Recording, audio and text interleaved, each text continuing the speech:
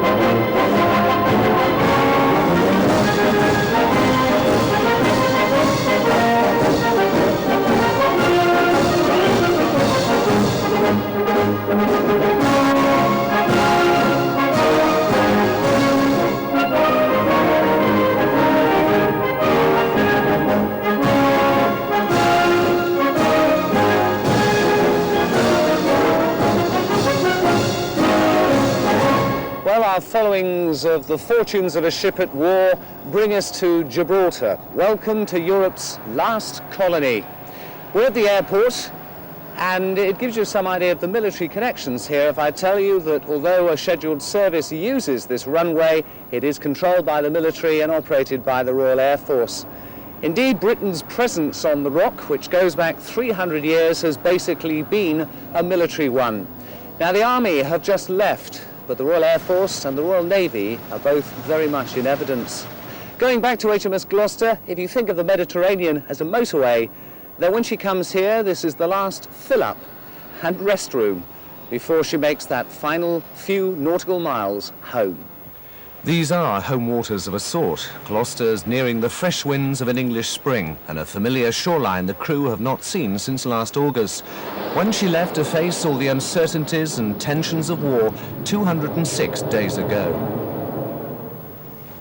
Portsmouth waters on August 30th, 1990. 252 crew and 26 officers set out on a 3,500-mile journey to the Gulf. The departure watched by the wives and families left behind. Neither those on the ship or those on the shore knowing what lay ahead. The first testing of emotions that would ride the roller coaster of life apart in the months to come. Feelings were running high. Gutted. Totally gutted. How long is he going to be away for? 6 to 7 months minimum. So we were with them last night and they were very apprehensive. It's the unknown. A lot of them were so young, about 18, 17, 18. And some of them had done the trip already, you know, and so they, okay, sort of thing, but very apprehensive. The ship reached the Gulf on September 24th, and as Michael Nicholson of ITN reported, it wasn't long before she was preparing for war. HMS Gloucester, anti-air warfare destroyer, and we are, as the Navy would say, at the sharp end, one of the most northern of all the Allied ships here. We are close to the coast of Kuwait. I won't say how close, but the Iraqis are only 15 minutes flying time away. As of now, all Royal Navy ships are at sea and at battle stations. We are, they tell me, as ready as we'll ever be. The last of the Royal Air Force Jaguars have finished their exercises. The daily sport of watching British jets attack British ships is over. The next planes flying low over the sea towards us will not be ours. Then Gloucester, like the rest here, will know whether the past months of preparation have been thorough enough.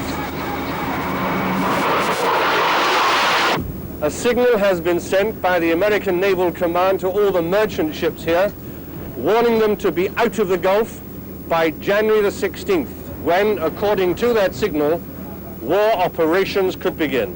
Current to action status. Assume that fine awarded red. Assume that fine awarded red. And it was on the 16th that Marine Singleton spotted a mine. It had probably broken loose after heavy weather. Gloucester called in an American helicopter and divers were dropped into the sea to fit explosive charges. The mine was destroyed. Soon Gloucester is involved in another success story as her Westland-built Lynx helicopter joins others in battle. In the last week of January, this Lynx, piloted by Lieutenant Commander David Livingstone, with his observer Sub-Lieutenant Florrie Ford, made 3 sorties on Iraqi naval ships and sunk 4. As they went in, an American Seahawk helicopter escorted them, then gave hand signals for a coordinate before the pilot peeled away. You confirm there are no friendly surface units in area. There are no friendly surface units in the area. Roger. Request weapons. Yeah, request weapons free. Request weapons free. The Lynxes returned that last day in January.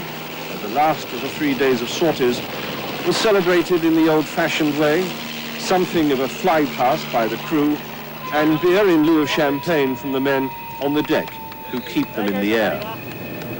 Great, absolutely great, and really something else to see those missiles fly in, all the way in, and bang on target. 2 nice big explosions, 2 different targets, about half a mile apart. Great stuff. We're just going to reload and go out and find some more now, so I'll hurry along for a debrief. Sorry? I paddle canoe, he shoots the ducks. Magic. How are you feeling, Eddie? Great. Yeah. Laughing in the face of death may sound trite, but humour was the only way to relieve the tensions of frontline engagement. By the time we caught up with the ship off Gibraltar, smiles were not having to be forced. The mood of the crew was lifting rapidly. She was on her way home to a hero's welcome. We met her a mile off the Rock, a fighting-fit ship, welcoming a clumsy reporter climbing his first ship's ladder.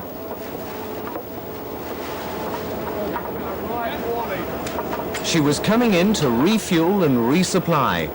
Then 4 days away from home for the skipper on his bridge. Well, Gloucester, of course, forms part of that huge naval armada now slowly making its way home from the Gulf. In her case, she's entering Gibraltar harbour, her first real touch of British soil, with battle honours which include the downing of missiles threatening the fleet and, of course, the Lynx helicopter attack on part of the Iraqi Navy. She's got 1,250 miles now before reaching Portsmouth. By the time you're watching me, she'll be just 1 day away from home. No doubt there'll be a big and a very warm welcome for her too. We had flown out with other television and newspaper crews to welcome her in. I was able to tell the captain the Mayor of Gloucester would be at Portsmouth to welcome her home. He was getting a hero's medal too on behalf of the crew from a national newspaper. A rehearsal maybe for the real medals to come. That's right. Yeah. The commotion we provided as the ship prepared to dock was helping to generate the first real laughter the ship's company had enjoyed for ages. Captain Wilcox described his feelings at that moment to me. A sense of achievement, I think, yet relief to be going home. Everyone's worked extremely hard. We've had a prolonged deployment. We sailed early when the decision was made to increase the force levels to 4 frigates and destroyers from 3. So the sailors only had a bank holiday weekend in August before we deployed. We then went out, we were heavily engaged in boarding operations and enforcing the United Nations blockade, then into tension as we got closer to the 15th of January, and then, of course, into hostilities from the 17th of January onwards. And the ship has been at the forefront of naval operations since she arrived in the Gulf on the 24th of September. So we spent a long time up threat, close to a very capable enemy, and indeed came under attack on a number of occasions. The ship's company responded magnificently. I could not have asked to have been served by a better team. Teamwork succeeded, and we did our part, I believe, in achieving a successful victory against Saddam Hussein in Iraq. Before long, nearly 4,000 tons of floating air defence systems was moored at the quayside. Along her length, a Sea Dart missile launcher, anti-submarine torpedoes, a rapid-firing gun system, and all the latest communication and sensor equipment to aid her role in providing air defence.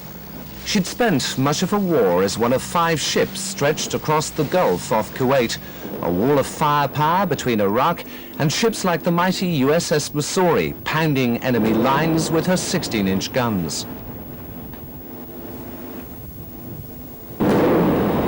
And it was here she faced maybe her greatest challenge when radar picked up what turned out to be incoming Iraqi missiles. It was the early hours of February 25th when lads of just 17 and 18 years of age proved their mettle and saved the day. Well, it all happened so quickly, really.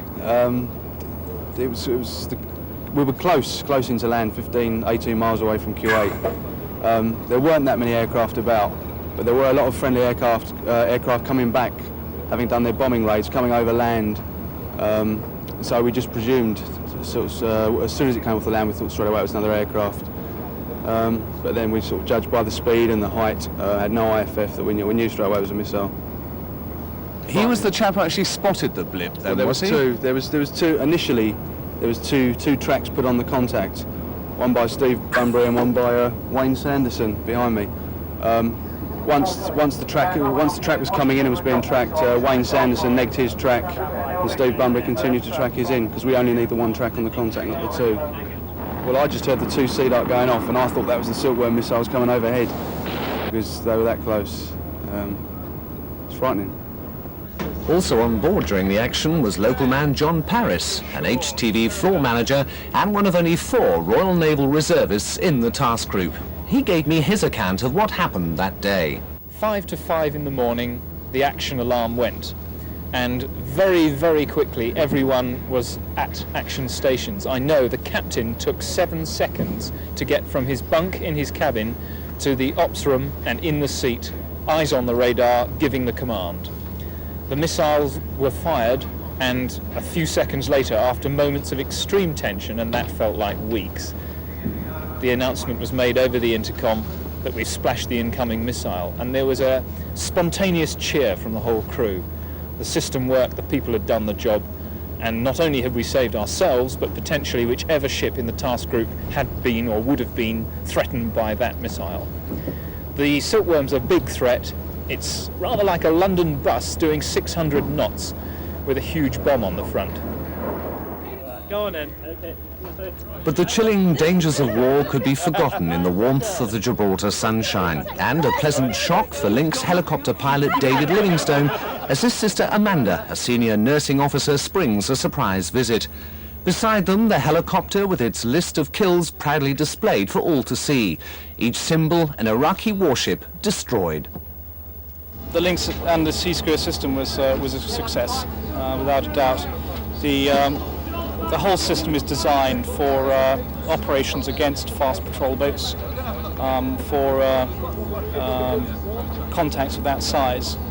And it was so successful, I think, all 3 Lynx that got missiles away, that every time Saddam's Navy poked their nose out of harbour, that there was a Lynx waiting for him. And I think overall the Navy accounted for about 15 vessels in the end. But these were men that had flown into real danger too. We heard about one particular narrow miss as incoming Iraqi missiles were spotted. What we believe later to be 2 SA-2 missiles were tracking and actually coming towards us.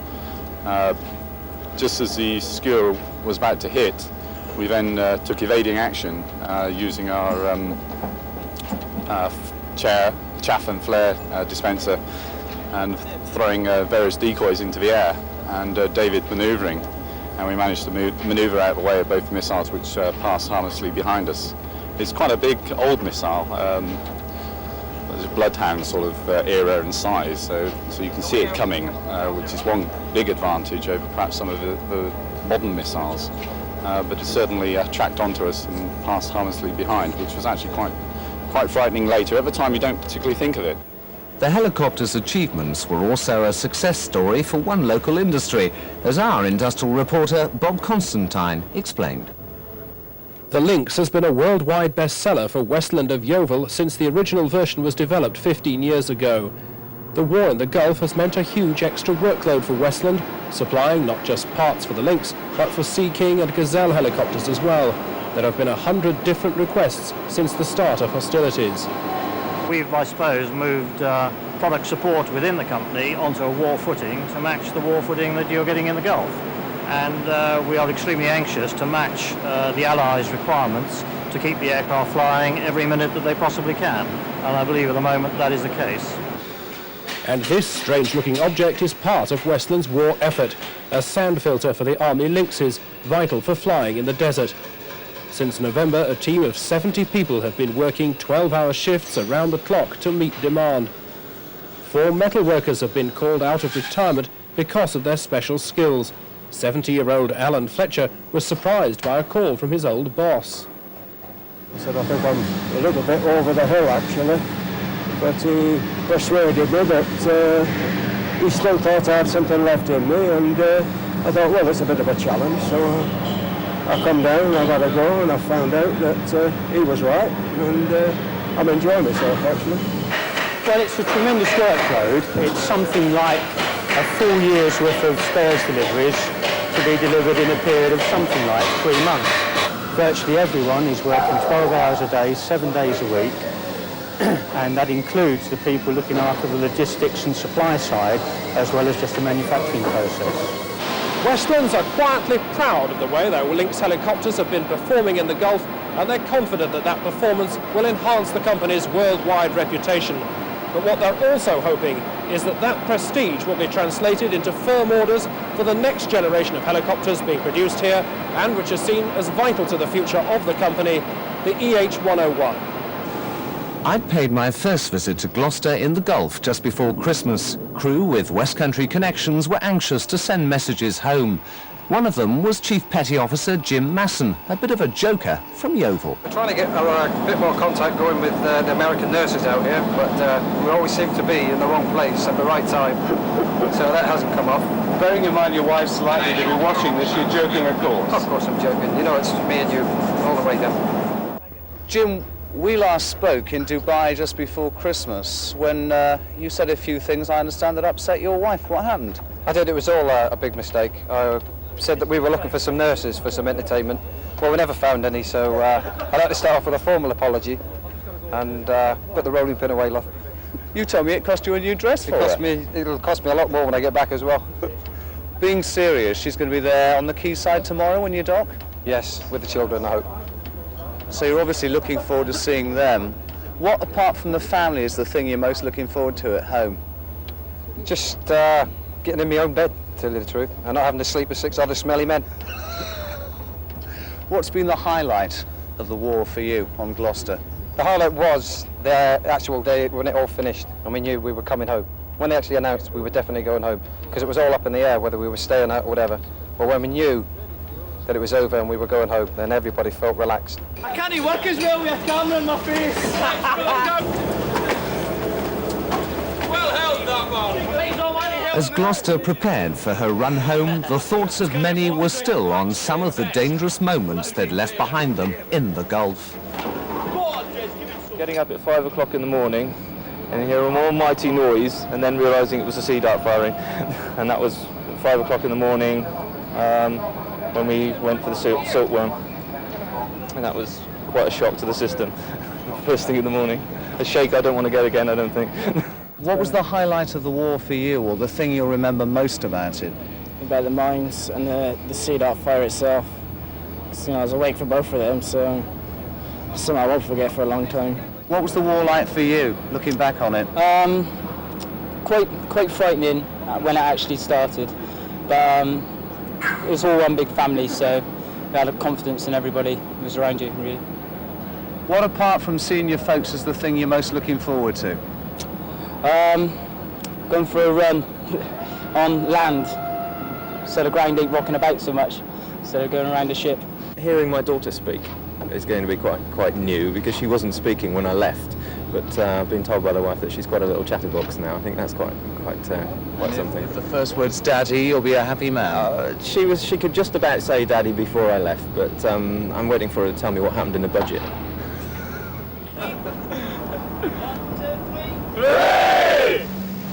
There'll be many cheers like that, I'm sure, in a few months' time, in a local city whose name the ship bears. In Gloucester, the destroyer's progress has been followed from day one with great pride.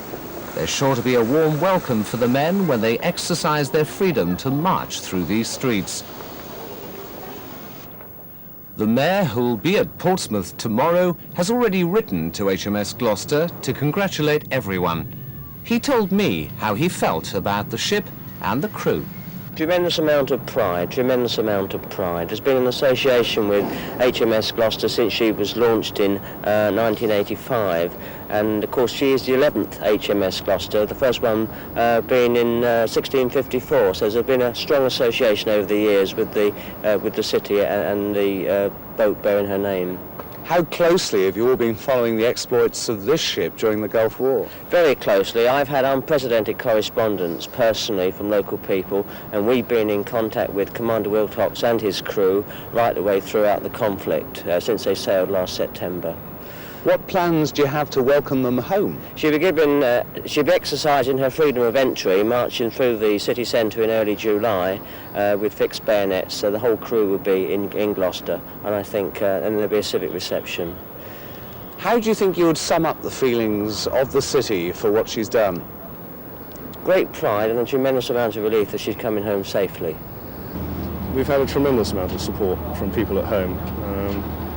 Rather like 1982, the support of the British public has been overwhelming.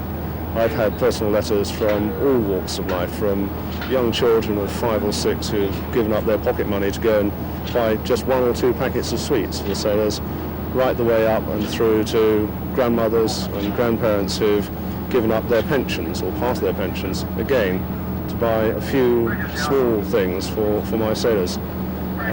Not only that, I've had letters from abroad. More recently, I've had 7 letters from families who have sons on board the USS Missouri from America, and they have all expressed their deep gratitude for what my people have done. So it's been tremendous. We could not have asked for better support from the British public, and we've certainly had a tremendous amount of support from people in the Gloucester area.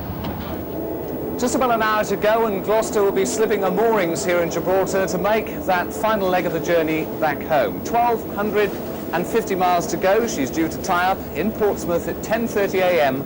Monday morning. No doubt there'll be plenty of wives and family and friends lining the quayside to cheer her in. We'll next see the ship and its men in our area in the middle of May. There's a special ceremony to be held at Gloucester Cathedral, in which one of her battle ensigns will be lodged in the cathedral. After that, the ship's paying an official courtesy call to the area at the beginning of July. She'll tie up at Avonmouth near Bristol, the men going on to Gloucester for a freedom march and a civic reception. That's all in the future. I'm sure the one thing at present in every man's mind on board this ship is I'm going home and I can't wait.